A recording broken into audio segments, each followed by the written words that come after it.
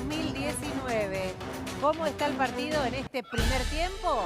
Oficialismo 1, logrado el día de ayer, y la oposición 9. Hablamos de las provincias que ya definieron y por eso lo tenemos a Gustavo Marangoni con nosotros, politólogo, quien también estuvo al frente del Banco Provincia, una responsabilidad no menor. Bienvenido, ¿cómo le va? Bien, muy bien, muchas gracias por la invitación. Me imagino que sigue atento, ¿no? Este 2019 cargado, plagado de elecciones y lo que nos falta todavía para llegar a las PASO. Sí. ¿Cómo evalúa hasta ahora? Bueno, hasta acá bastante previsible, ¿no? Sí, yo ayer iba sin haciendo sorpresa. zapping entre el resultado de las elecciones y la entrega de los Martín Fierro y no sabía cuál era más previsible de los dos, porque escuchaba más o menos lo que sabías en un lado y en el otro. Sí. Es decir, han ganado todos los oficialismos, sin excepción. Ujú. Sin excepción.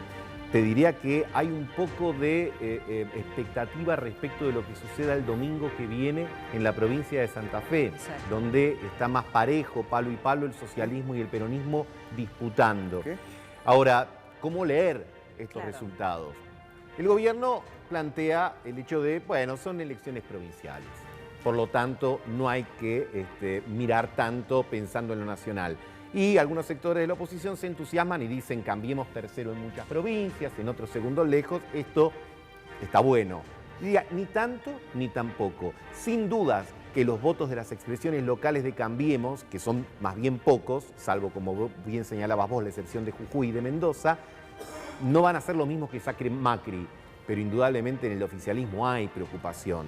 Y hay algunas derrotas tal vez o triunfos del oficialismo provincial que tienen sabor un poco más amargo. Me refiero, por ejemplo, a Bordet, que en un momento coqueteó, digamos, Alternativa Federal, estaba mucho más cercano a una distancia fuerte de Unidad Ciudadana y que ahora termina, digamos, dándole la vuelta a ese posible acercamiento con el Ejecutivo. Y te agrego un Y lo dato que más pasó en Paraná. de amargura, exactamente, Perdió, pensando en recordé, Entre exacto. Ríos. Y si vos sumás Paraná, Santa Rosa y Córdoba, Claro. es decir, no solo perdés provincias en las que está bien, gobernaba el peronismo, Sino estás perdiendo capitales. ciudades que gobernaba el radicalismo y ahí sí el efecto mal humor, crisis económica, decepción impacta fuerte. Por eso yo también creo que el gobierno está demorando las decisiones respecto a la fórmula. Y eso está abierto, yo te diría, en toda su extensión. ¿Por qué? Porque son bastante afectos al tema de los estudios, los focus group, Claro. las encuestas, etcétera. Y están viendo hasta dónde llega el mal humor, pero sobre todo a ver si tiene alguna capacidad de ser revertido en el poco tiempo que queda. Porque por allí dijo Durán Barba, con nosotros, por Cambiemos, hay decepción. A ellos, por el kirchnerismo, hay miedo. Y entonces dice, la decepción es más trabajable que el miedo. Pero creo que esto es de exportación. Puertas adentro hay mucha preocupación respecto a cómo abordar este tema, donde, aunque haya cierta estabilidad en el tipo de cambio, y esto supongamos que continúe los próximos meses. Hagamos de cuenta que sigue. Hagamos de cuenta Sí, que está por verse, viene. pero hagamos de cuenta, igual está la economía real, la heladera, el trabajo, El dólar el está salario. quieto, pero todos los días aumentan los alimentos. por Exactamente. Entonces, ¿cómo lidiar con eso? Bueno, se da la paradoja. Hace un mes atrás, si hubiese estado invitado también en este programa, bueno, lo estuve, pero hablando de otras cosas, Sí. uno hubiese dicho, Cristina va a ser la última que va a definir, porque en la historia Cristina siempre definió al final y el gobierno ya tiene todo definido. Se dio vuelta Sí, absolutamente. Cristina totalmente. definió primero, movió el tablero, generó un terremoto, entre otras cosas, en Alternativa Federal, y el gobierno hoy, ayer veía en un diario que decía, hay 16 candidatos a vicepresidente posible. Vos decís, bueno, es como mucho, impensado. ¿no? Ahora, Sergio Massa estaría por anunciar en cuestión de horas, hoy o mañana, ese acuerdo con el peronismo.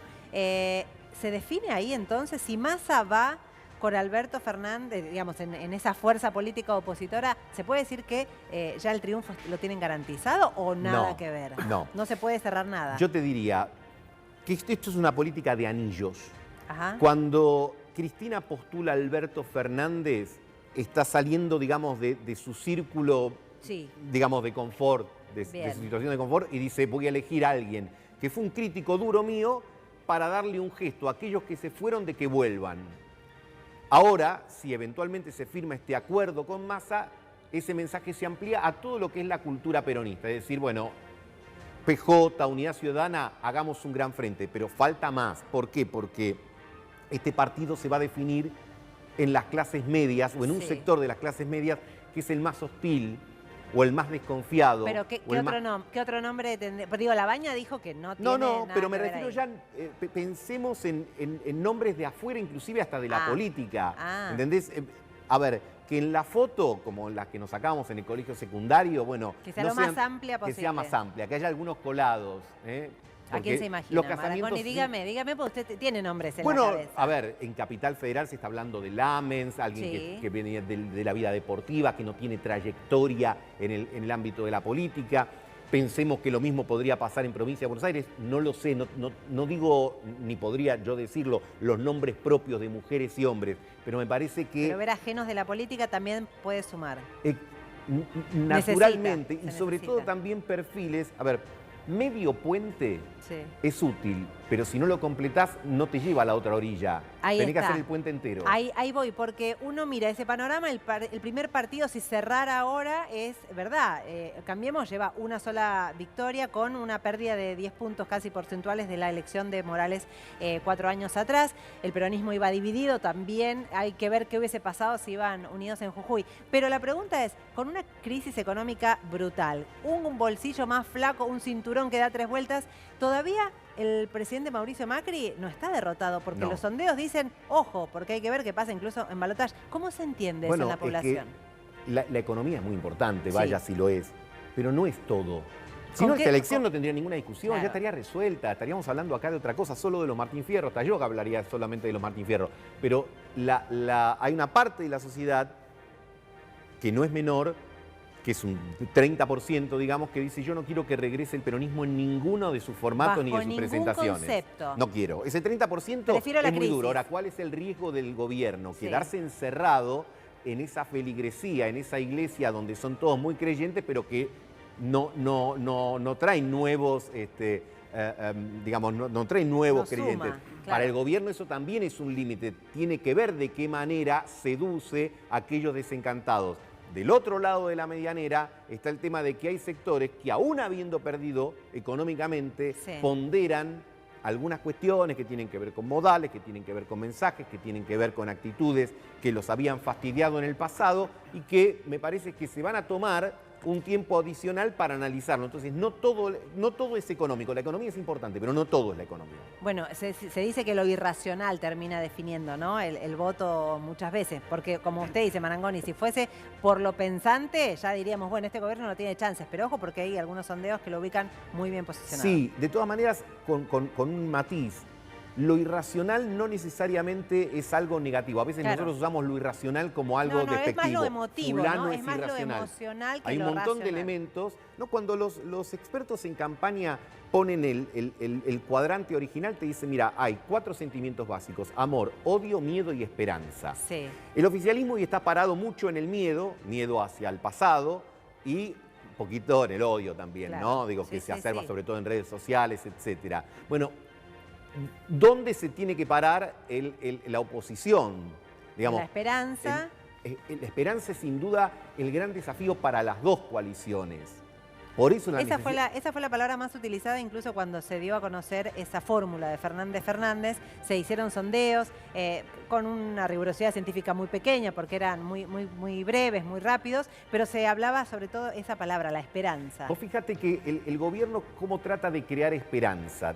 Es interesante lo que hace desde el punto de vista semántico. Dice que el esfuerzo valga la pena. A todos sus fracasos económicos le pone nombre de esfuerzo colectivo. Entonces te dice, mira, este esfuerzo que hicimos, que es una forma muy elegante de decir todo lo que nos equivocamos en estos 3 años y medio, en realidad ya va a empezar a dar sus frutos. Y si nos das una segunda oportunidad, viste como las parejas que dicen, no, mira, sé que no estuve bien, pero ahora te prometo que cambié. Y la oposición tiene que también, de alguna manera, asumir que el gobierno deja una herencia de la herencia, pero la oposición había dejado una herencia que tenía sus problemas. Entonces, ¿de qué manera vas a trabajar sobre eso y poner la esperanza en el hecho de decir, entiendo, es el mensaje, que 2019 no es 2015, que no hay dónde volver? Porque nunca se vuelve al pasado. ¿A quién no le gustaría volver al pasado? Digamos,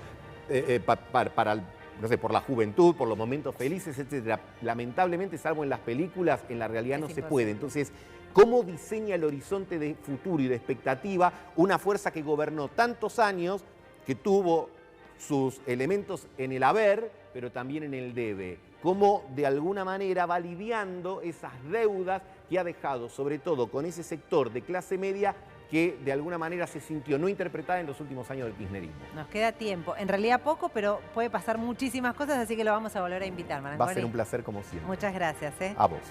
Y a ustedes les recordamos, esto también pasa en Crónica.